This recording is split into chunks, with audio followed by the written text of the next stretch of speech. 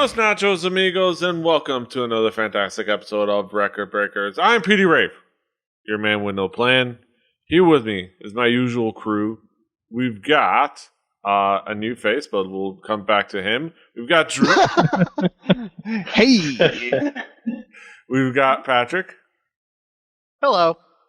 And we've got Brett. Hey. And we also have a guest. I'll let Drew, you can introduce him. You were the one that invited him. It's your fault. No, I'm just kidding. Yeah, it's my fault. This guy I actually met courtesy of the guild AIE.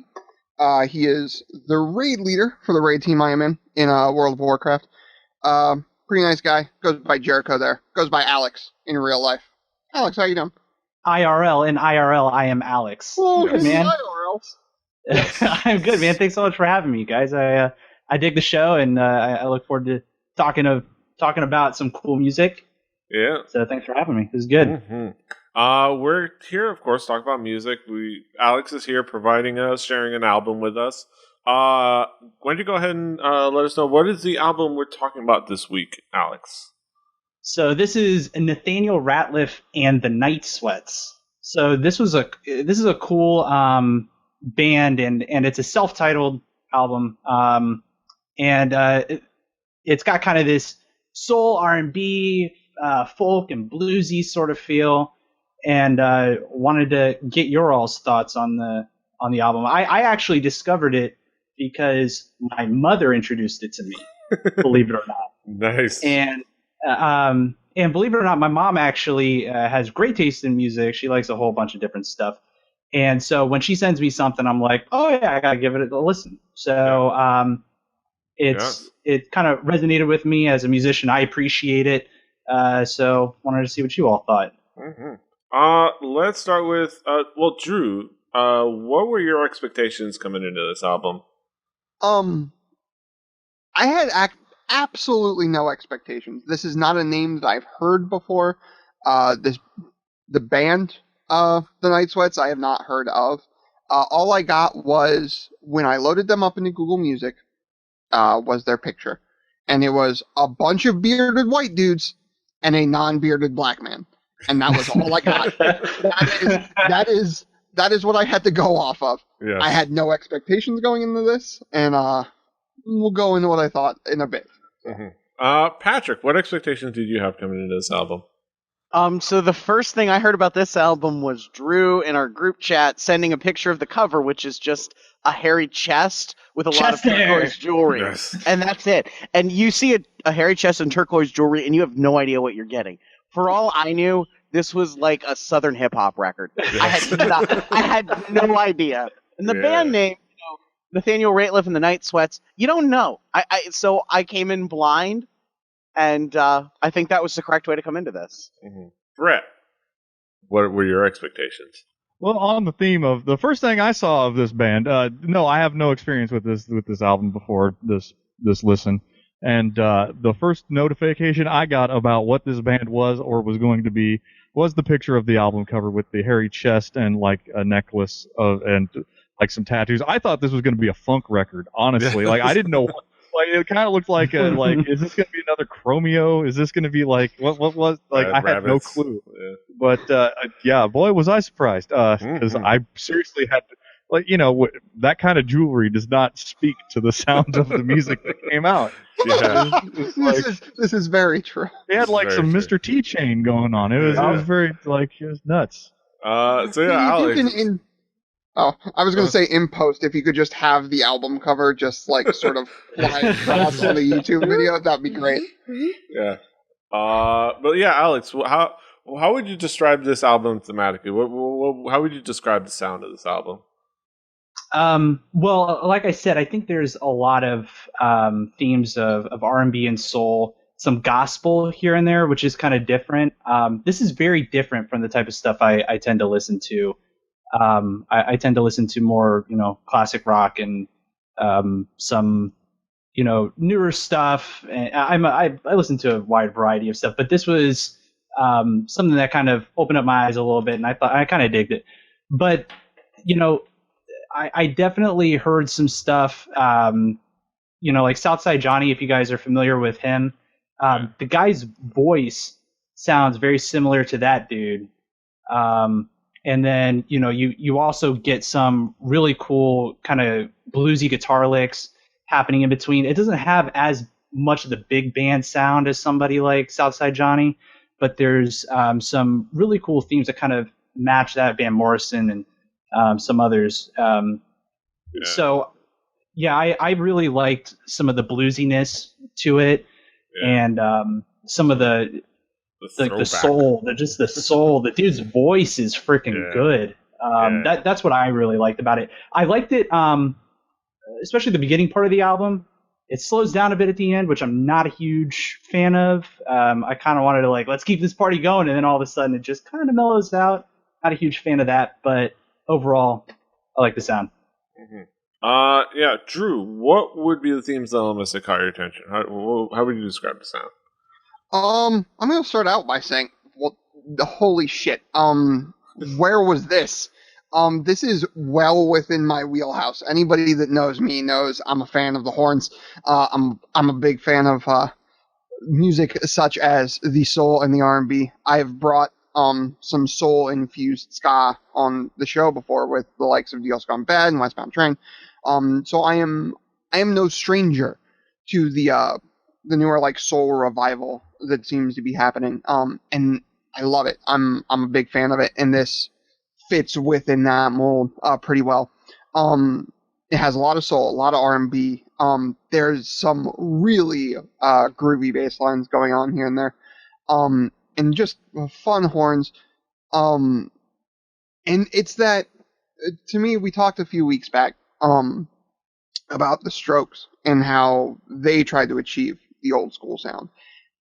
These guys did it. They achieved an old school soul sound by doing it through pure style and pure bravado, and still making the fidelity of it an absolute priority. Everything sounded super clean. The guitars had just enough twang to them to be really interesting. Like Alex said, there was bits of gospel where you can imagine that scene from the Blues Brothers with the gospel crowd clapping and all that. It's all there. Right? Yes, exactly. Petey's got his Bible and his clapping. We're going to a Baptist tent revival on some of this. It's really would you call it some badass Pentecostal music that was called back about months ago? Who said badass Pentecostal for the first time? That was a long time ago, and I take complete blame for that. I don't think I've ever heard those two words put together in the same sentence. And that's why it keeps crawling back, Right, because he said it, and I was like, that should not exist together. You just made history, my friend. You made history. Yes, some bitchin' Pentecostal music. Right.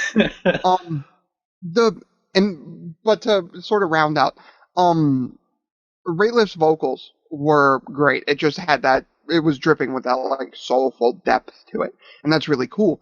And what I'm really glad about, really glad about, is that this was my first experience with this singer. Because I looked up I didn't look up the music, but I looked up some of the info on his solo stuff that he did before this. And judging by who he opened for and worked with, I probably am not going to be a fan of his solo stuff. I'm still going to give it a fair shake eventually, because of how much I liked what I heard here. It was just absolutely just a blast to listen to. Yeah. Patrick, what would be the themes elements that caught your attention? The reason I wanted to do a music podcast was to hear new shit and once in a while fall deeply in love with that shit. And I fell for this really, really hard. Coming in with not knowing a damn thing is probably the best way to come into this. But it is an album where they do the whole revival thing the correct way. They take the style, the genre. They don't even really modernize it. They just record it really well and, maybe take some sense of how songwriting has, adapted in the last 40 or 50 years and turn it into an album that is often very, very fun, which is kind of absurd for like an R&B kind of soul record. It's just like you want to get up and dance and enjoy it, and it's his voice is, when he wants it to be, it's incredibly powerful. The band he got together are great musicians. He has a great horn section, which whoever decided this band needed a horn section needs an award, because that made all the difference. But I enjoyed the hell out of it. Mm-hmm. So lastly, Brett, what would be the themes elements that caught your attention? Okay, so we got ourselves the White Man's Soul. This is definitely not the funk, but it is close. The band is channeling, simple blues progressions, channeling R&B, gospel, a lot of 60s and 70s, AM radio as a genre, I guess. I don't know. There's nothing technically advanced or groundbreaking. They've got good use of slapback and spring reverb, a lot of room noise in piano for an effect. It's definitely a direction I didn't imagine modern music heading in. It's definitely something that I can't say I've heard. New stuff is always welcome in my ears, unless it's dumpster trash, and this isn't dumpster trash. I can't say garbage because Drew will start bringing up the band from the 90s, so I have to come up with new words to say garbage. But no, this is definitely something I wasn't expecting at all. I didn't even know that modern music was going to be throwing at me. But yeah, it's most definitely the White Man's Soul. It stands very, very, very tall on that. And there's more gospel influence than I really was expecting from the get go. But yeah, when we break it down song by song, we'll get into more of that, I'm sure. Yeah. So Alex, what would be some of your favorite tracks, some of the key tracks that make up this record? Some of the key tracks you would be zeroing on. Yeah. So okay, the song that actually caught my attention was the SOB, Son of a Bitch, and that's just a fun song. It was actually considered a single on their album, and there was just that the humming and then the foot stomp and the clap in the very beginning set this. It almost reminded me of "Oh Brother, Where Art Thou," and that was kind of cool. And then all of a sudden, he starts singing, and it's kind of soulful. I'm like, oh yeah, okay, this dude's got a good voice. And then all of a sudden he yells, "Son of a bitch!" And I'm like, holy shit, okay, calm down, dude. And you're like, awesome, that was so good. And then the other and then I started listening to the rest of the album, and the first song, I Need Never Get Old, and Howling at Nothing. Those are the first two songs were really what kind of solidified it for me, I guess. I think I Need Never Get Old had some really cool elements of old school R&B and funk and some other stuff. Just a lot of soul behind it. It was really cool. True. What would be some of the key tracks for you? Well, I'm gonna go ahead and do I Need Never Get Old real quick. Because it's the Record Breakers thing, right? We gotta do the Record Breakers thing. It's starting with a dance happy track on an album like this, I think is really smart. Because it sort of sets you up for really the first half of that record. As Alex alluded to, the album does have a slope down, and it sort of peters out into the end with Mellow Out, and it sort of ends on sort of a chill mode. So starting out really with a lot of dance to it and a lot of fun and funk to it and a lot of groove to it is really smart to me. Sort of sets you up for that first half of the record, first third of the record so far. SOB, you can do it because it's a single. If anybody in the audience can sit here, look me in the eye, and tell me that when you listen to this, your foot's not tapping, you're not clapping along, something's wrong with you, not with the song. This was the song on the album that made me look on their website to see when they were coming to Ohio. They're going to Ireland before they come to Ohio, which makes me sad. And then I have to mention Look At Here. Look At Here was great because it's one of those songs we were actually talking before we hit the record button on this podcast about the drummer for the band that I used to be a part of and how he could never play anything simple. The bass here is simple, and it reminds you that sometimes a simple classic lick is a classic for a reason. It's quarter notes with a walk to the next note. It's not hard. Any bass player worth their salt can do it. And you know what? It works. It works for a reason. It gets in you. It's that sort of groove to it. It drives you forward, and it is what this band is.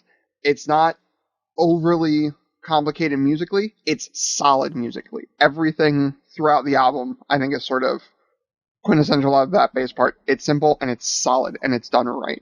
So, Patrick, what would be some of the key tracks for you? I'll echo the Record Breakers thing. I Need Never Get Old was my introduction to this record, and goddamn, it was a good introduction. The way they sort of revival in the gospel sense, sort of built it up to start, and then brought in the horns in the band, and then you get his voice, and it's different. It's not the sort of thing you expect, but it works so well. And they made a kind of a pretty regular choice to double the vocals, or put a harmony on almost every line throughout the record, and it was the right choice for some reason. I don't quite know why, but it worked with his voice. And Son of a Bitch, that song, Son of a Bitch. Son of a bitch. Son of a bitch. When that song hits, it takes a left turn and hits you like a fucking freight train. And it works so well.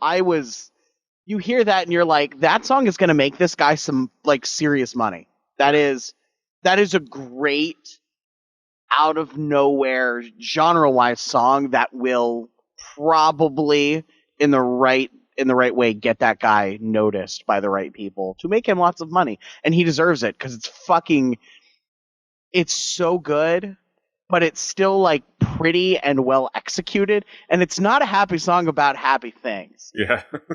It's about alcohol addiction. It's about alcohol and drug addiction. It's such a song about being a mess, but it's so much fun, and so much. It worked really, really well. And so soul music doesn't traditionally have this sort of attitude to it, or at least not the stuff I've heard, and it works so well on that song. Do yourself a favor. These guys were on Jimmy Fallon a couple weeks ago, and you can just watch them play and not have to deal with Fallon if you're not a fan, and I don't blame you. And they kill. And they play this song, and it you're like, good. I hope these guys get lots of money. The other one I'd mention is Howling at Nothing. It's just super, super groovy, and you really, really get to hear his voice really belt stuff out, and he's good at it. Mm-hmm. Brett, what will be some of the key tracks for you?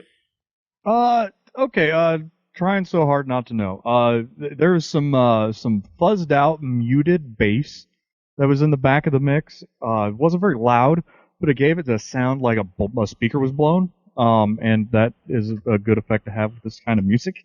It sort of sounds like you're listening to all of this music through the speakers in a late 60s pickup truck. But over AM. I've been failing. It starts out with a steady clap line, and then the honky tonk, slightly out of tune parlor piano comes in. It's effective in a way that a dead in tune studio quality piano sound would not. That came through. Son of a Bitch. I guess this is obviously a very gospel influenced song, which I think is the first gospel influenced song for the Record Breakers. We can mark this down and celebrate it biannually or something. We've had what was it, bitchin' Pentecostal music? Well, we've alluded to it. We've talked about it. We have been promised bitchin' Pentecostal music. Yeah, I've still been looking for it, but I wasn't the one that got to bring it. But and also, son of a bitch, you could, like, find out just how weird finger snapping sounds with reverb. Like, that's all I can do. I can't not bring up wasting time. A wild steel guitar appears,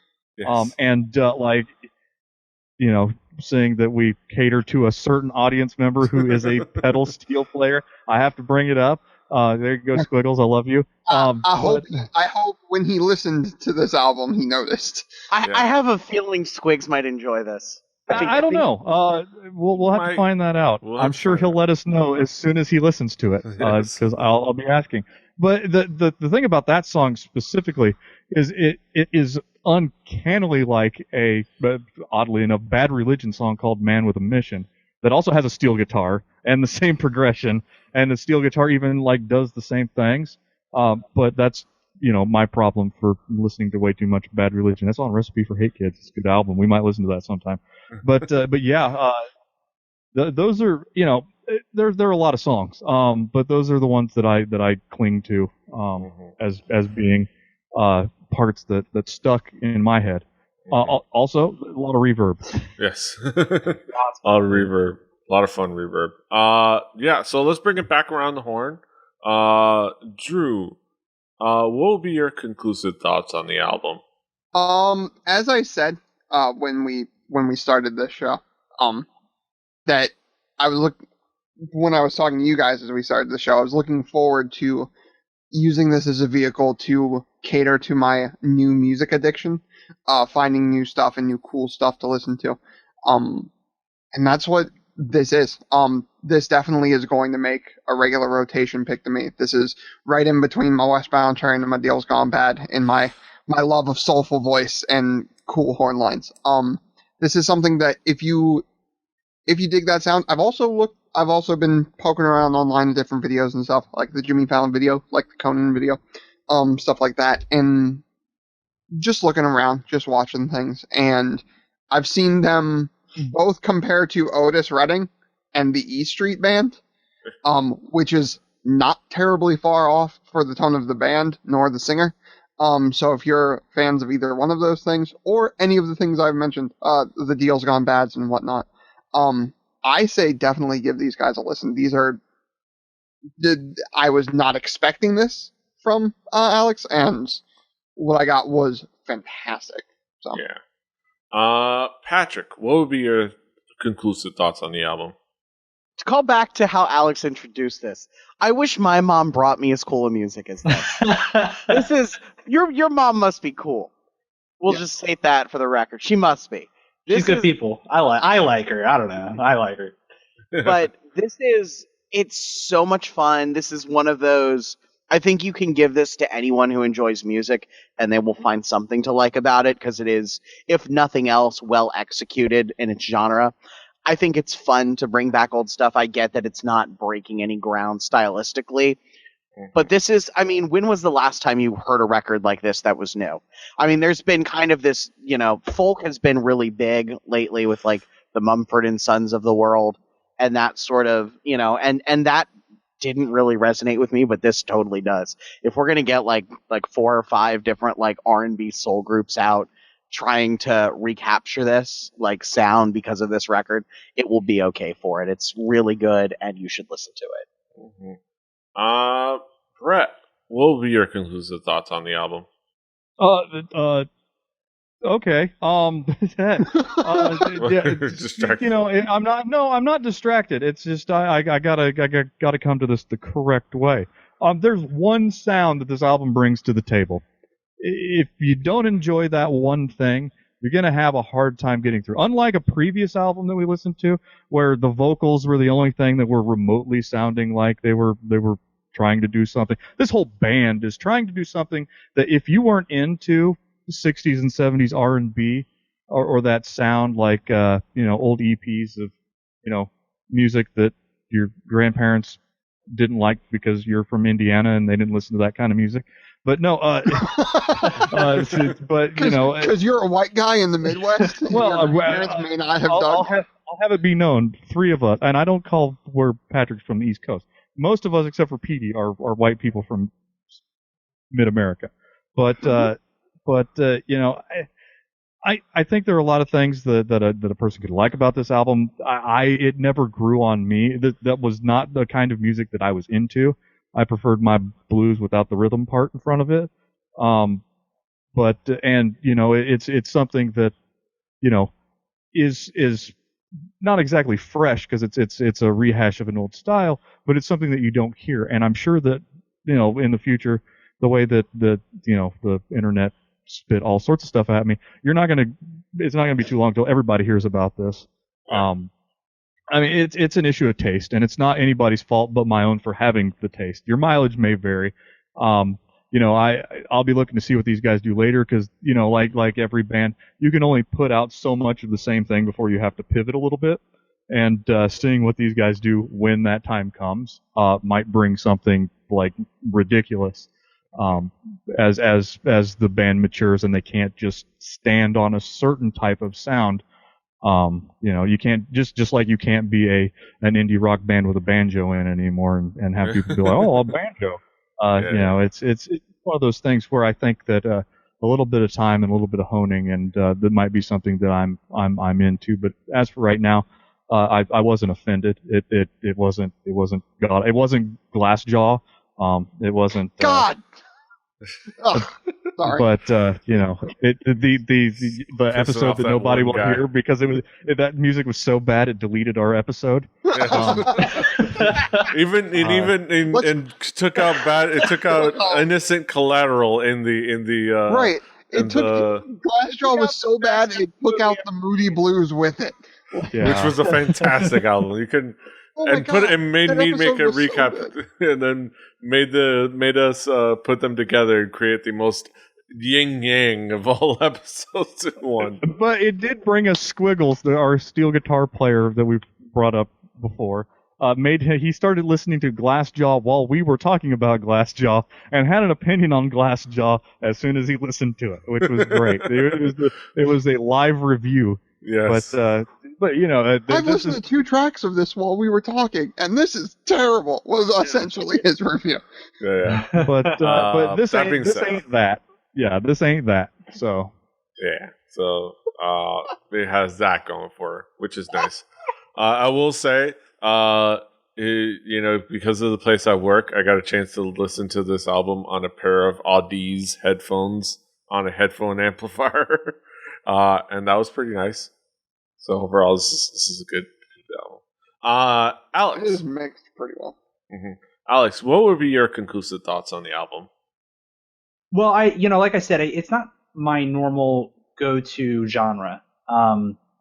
It's something that kind of caught me by surprise. I've kind of enjoyed sort of this callback to kind of an old school style of playing music, and you know, I enjoyed the music for, you know, the way these guys were able to kind of combine some different genres and make it sound like old school, like Motown.